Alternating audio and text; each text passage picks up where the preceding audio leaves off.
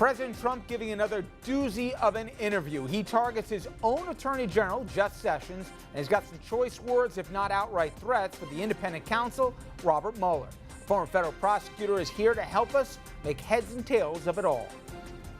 Then, today it marks the 6-month anniversary of the Trump presidency. Believe it or not, that's as long as it's been. We'll take a look back at what he's achieved. That won't take too long, and also compare it to what he says he's accomplished, let alone promised, as a candidate. Also, this afternoon, O.J. Simpson granted parole. We'll take a look at the case and whether this is the last we'll see of O.J. Good evening, everyone, and welcome to RFL. I'm Richard French. Thank you so much for joining us this Thursday evening. Well, we begin tonight with President Trump giving a wide-ranging and rambling interview to The Times. He discussed his son's infamous meeting with the Russians, his own meeting with Vladimir Putin, the second one that wasn't disclosed, and he also unloads on James Comey. The president justifying his firing of the FBI director, saying he illegally leaked information and lied to Congress during his testimony. President Trump says he did the country a great service by canning Comey. But his comments about the Attorney General Jeff Sessions and independent counsel Robert Mueller, there is what is getting the most headlines, and for good reason. Take a listen to what he had to say about Sessions. Sessions should have never recused himself. And if he was going to recuse himself, he should have told me before he took the job, and I would have picked somebody else. So Jeff Sessions takes the job, gets into the job, recuses himself. I then have, which frankly, I think is very unfair to the president. Now, here's how Jeff Sessions responded this afternoon. I have the honor of serving as Attorney General. It's something that goes beyond any thought I would have ever had for myself. We love this job, we love this department, and I plan to continue to do so as long as that is appropriate. All right. Now, let's go on to Mr. Mueller. And again, what the president told the Times about the special investigative prosecutor. Mueller was looking at your finances, your family's finances, unrelated to Russia. Is that a red line? Would that be a breach of what his actual? I would say yes. Yeah, I would say yes. By the way, I would say I mean, it's possible that it's condo or something. So I sell a lot of condo units, and somebody from Russia buys a condo. Who knows? I don't make money from Russia. In fact, I put out a letter saying that I don't make, from one of the most highly respected law firms and accounting firms. I don't have buildings in Russia. They said I own buildings in Russia. I don't. This could get really interesting really fast, because Bloomberg is reporting now that Mueller is already investigating, quote, possible ties between the Trump campaign and Russia in last year's election, a broad range of transactions, including Trump's businesses as well as those of his associates. And by the way, in an off-camera press briefing today, White House Press Secretary Sarah Huckabee Sanders says the president has, quote, no intention of firing Mueller. And for more on this, let's bring in our guest, former federal prosecutor Roland Riopelle. And Roland, a lot to chew over here, so let's go through the characters from the most benign comments, I suppose, here to the most inflammatory. Let's start with what he had to say about Comey. In effect, he said that Comey is trying to get leverage on him by keeping not only extemporaneous notes of their meetings, but also by passing along that dossier. In effect, he thought Comey was trying to blackmail him. Yeah, this is Mr. Trump after the fact, having had a whole month or two to think about it, trying to come up with what is probably his fourth story about what happened. He's searching around, flailing around, trying to find some story that will stick to discredit Mr. Comey. You'll recall, Richard, that he started by threatening Mr. Comey, you better hope there aren't tapes. Mr. Comey responded by saying, Lordy, I hope there are, and keeping very good notes. Now Mr. Trump is trying to discredit those notes because he knows they're very damaging to him. So pivot, that's what's up. Absolutely. Let's pivot, Roland, to the AG. There's both a practical and also a chilling element to this. I've never been accused of being a huge defender of Jeff Sessions, but How exactly was Jeff Sessions to know when he accepted the offer to become an attorney general that he would be caught up in the Russia probe and have to recuse himself after a meeting? What Trump is asking him to do is both have the benefit of a time machine and then also to basically be his in-house counsel instead of the chief law enforcement officer of the country. It's both perplexing, impossible, and also more than a little scary, I think. Yes. The way Mr. Trump seems to operate is he does not understand that someone like the Attorney General takes an oath to defend the Constitution, not to defend Donald Trump. And Mr. Sessions is not Mr. Trump's personal lawyer. Mr. Sessions is the Attorney General of the United States. He's bound to apply and enforce the law against everyone, including Mr. Trump. And Mr. Trump just doesn't get it. Mr. Sessions is also bound by the rules of ethics that bind every lawyer, and because it turns out that Mr. Sessions may in fact be a witness in connection with Mr. Trump and his campaign's ties to Russia, Mr. Sessions had to recuse himself from the Russia investigation of Mr. Mueller.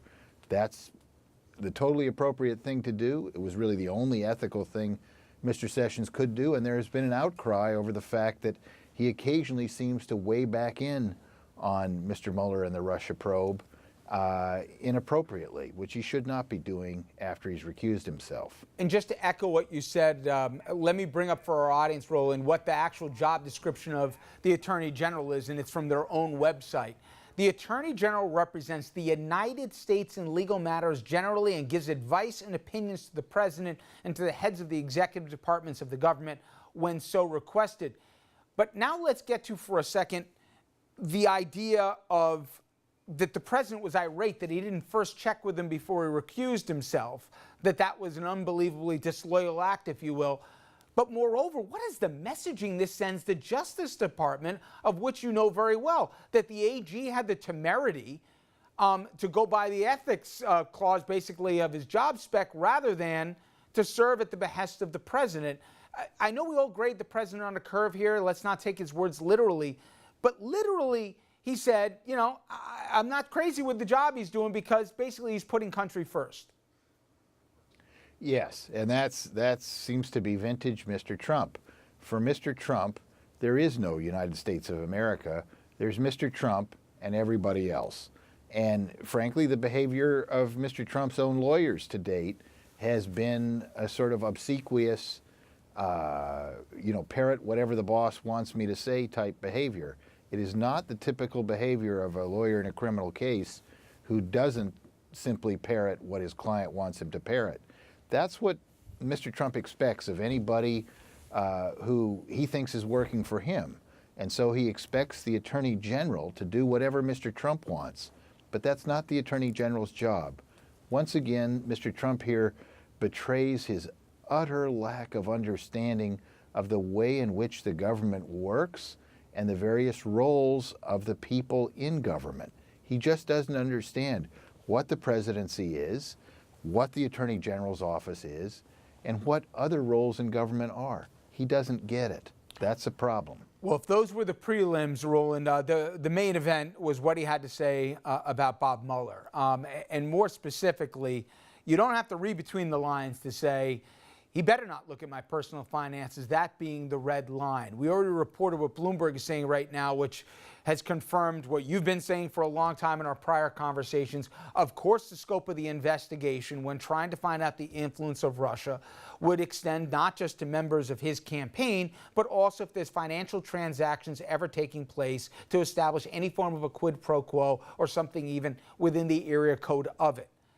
So, take me down the line here, because literally Ron Rosenstein in there, his fault is he happens to come from Baltimore, which Baltimore has more Democrats than Republicans. And by the way, you look at New York as a problem, even though he's from there, where there's too many Democrats too. He's assigning loyalties based off of geographies. And again, the idea that Mueller would be canned because he's looking at finances of Trump. First of all, peel this back a little bit for us and say, in all reality, if you were a betting man, where you think this already has gone in terms of finances and also any of the forensics with dollars and cents already in this investigation? Yeah. I mean, as I've said before, Richard, I'm certain that Mr. Mueller has Mr. Trump's personal tax returns. I'm certain that Mr. Mueller is examining them carefully to see if there are connections to Russia. I'm certain that all of Mr. Trump's financial dealings are being looked at to see if they betray a connection to Russia. And by the way, Richard, one of the things about Mr. Trump's comments that struck me was how, again, they betray an utter lack of understanding of history and how these types of appointments operate. You'll recall that the Monica Lewinsky scandal grew out of the Whitewater investigation.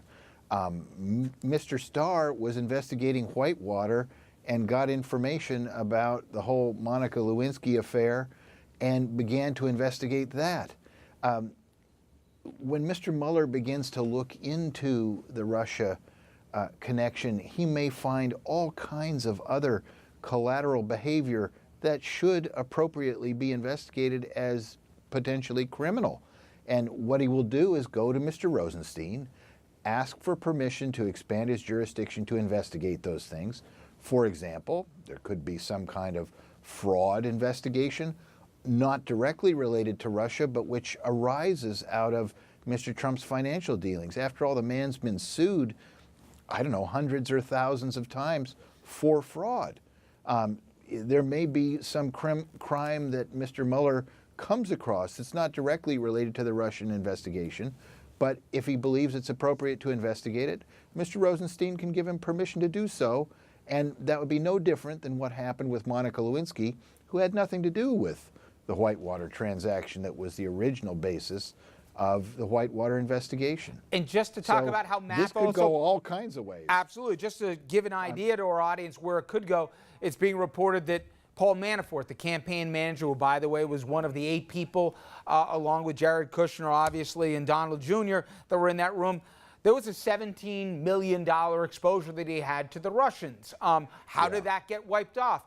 Donald Trump, in that clip we just played, talked about condo sales. Well, a lot of people say, for example, if you have an asset or something valued, a property at $40 million, but you sell it for $90 magically to someone, let's just say hypothetically a Russian, people might wonder, well, why all of a sudden was there an overvaluation of that property or whatever? We have no idea where this goes, but the practical question I ask for you is, if Mueller goes about his job the way everyone believes he will and should, and he's actually, the president says, hey, Rosenstein, deliver the letter, he's gone. Guess for me, if we're talking about an Archibald Cox 2.0, Nixon years into Trump, what happens? Do they carry out the order? What would be the reaction at the Justice Department? What do you think happens on Capitol Hill? Well, at the Justice Department, again, Mr. Rosenstein would be confronted with either carrying out Mr. Trump's order, refusing to carry it out, and daring Mr. Trump to fire him, and I assume Mr. Trump would, or resigning. One of those things would happen with Mr. Rosenstein, and Mr. Trump would then work his way through the upper echelons of the Justice Department in seniority and authority to find a person willing to fire Mr. Mueller. And I assume Mr. Mueller would ultimately be fired because Mr. Trump would find an ally somewhere in the Justice Department to do it, just as Mr. Nixon ultimately found an ally in Judge Bork to fire Richardson back in the day, or Archibald Cox back in the day. But if that were to happen, if Mr. Mueller were now fired, I think there would be such a tremendous reaction in the houses of Congress by the moderate Republicans and the Democrats that I'm sure there would be support for reenacting an independent counsel type statute, which we once had on the books, and then reappointing Mr. Mueller in that capacity to continue his investigation. It's amazing. And indeed, the firing of Mr. Mueller itself may trigger an impeachment proceedings and removal from office. It's amazing we're even having these conversations, but I think it's not only apropos. I think it's almost, if not probable, extremely plausible we could be talking about these situations in the not too distant future. Roland, as always, thank you, my friend. I appreciate the time. That's right. We live in interesting times, Richard. That is putting it Thank you. politely. Coming up next, the panel will join us to take a look at the political implications my guest just mentioned and also debate how Republicans would respond if Trump actually canned Robert Mueller.